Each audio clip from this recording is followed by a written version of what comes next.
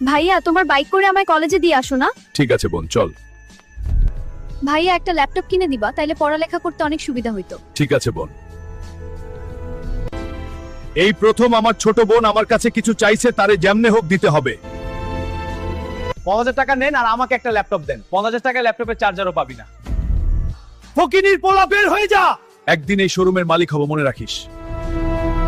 যে জমিদারের 3 মাথা আলা দানবকে হারাবে সে পাবে 100 কোটি টাকা। আমি লড়বো আমার বোনের জন্য অজ্ঞাতনায়। এখানে এমন কোন মায়ের কাছে 3 মাস আলার সাথে।